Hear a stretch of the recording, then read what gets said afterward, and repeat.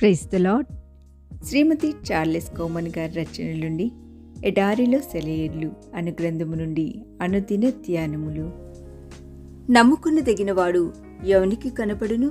సామెతల గ్రంథం 20 విశ్వాసులు నరులలో నుండకుండా గతించిపోయిరి.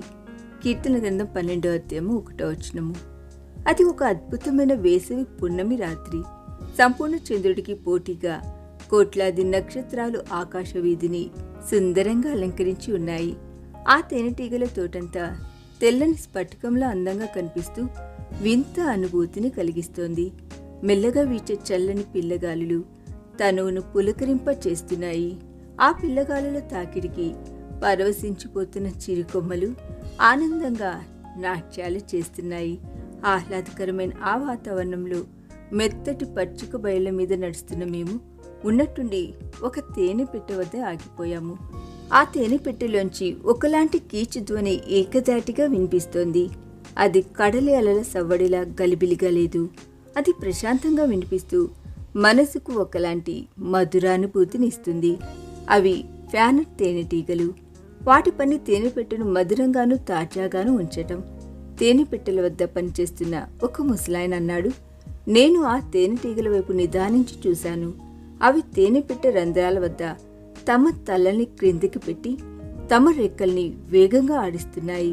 నిదానించి చూస్తే అక్కడ గోధుమ రంగు పొగమంచు కదలాడుతున్నట్టుగా ఉంది. అవి తమ రెక్కలతో చెడుగాలిని బయటకు నెట్టుతూ స్వచ్ఛమైన గాలిని లోనకు పంపిస్తున్నాయి. అందమైన పున్నమి వెన్నెల వెలుగుల్లో ప్రకృతి అందాలను ఆస్వాదిస్తూ తేనెటీగల శ్రావ్యమైన సంగీత సునాదాలను ఆలకిస్తూ తేనెటీగల జీవన విధానాన్ని గురించి నేను ఆలోచించసాగాను. తేనె పెట్టెలను కాపలా కాస్తున్న ముసలాయన ఒక క్రొవ్వొత్తిని చేతపట్టుకుని ఉన్నాడు. తేనెటీగల రెక్కల గాలికి అది ఆరిపోయేలా ఉంది. మాపైనున్న అందమైన తారాలోకపు పందిరి క్రింద మేము ప్రశాంతంగా నిలబడి ఉన్న ఆ మధురమైన సమయంలో మాతో ఉన్న ఒక పెద్దాయన ఇలా అన్నాడు, ఆ తేనెటీగలు నిరంతరం తేనె పెట్టెలలోని చెడుగాలిని బయటకు పంపిస్తూ స్వచ్ఛమైన గాలిని లోనుకు పంపిస్తున్నాయి. క్రైస్తవులమని చెప్పుకునే ప్రతి ఒక్కరూ చేయాల్సింది ఇదే కదా. మంచి లోనుకు వచ్చేలా చెడును బయటకు పంపించేందుకు విరామం లేకుండా రెక్కల్ని ఆడించే ఆ తేనెటీగ లాంటి క్రైస్తవులుంటే ఈ ప్రపంచమంతా ఎంత తాజాగా ఉంటుందో కదా. అప్పుడు ఈ లోకం ఎంత మధురంగా మారుతుందో కదా. క్రీస్తు సంఘంలో ఇష్టపూర్వకంగా చేరిన వాళ్ళే ఉన్నారు. అందులో బలవంతంగా చేర్చబడిన వాళ్ళెవరూ లేరు.